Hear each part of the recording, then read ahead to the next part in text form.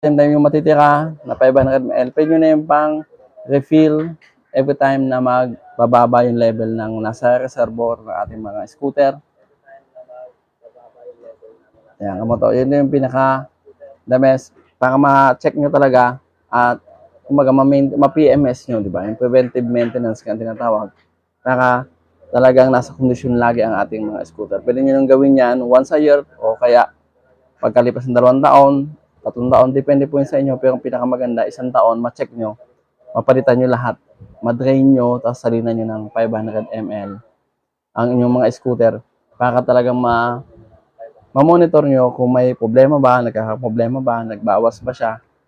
Ganun kamoto. Pwede nyo gawin yan para, kumaga, preventive maintenance natin yung kamoto. Sabi ko nga, lagi sa aking tayo po ang unang mekaniko sa ating mga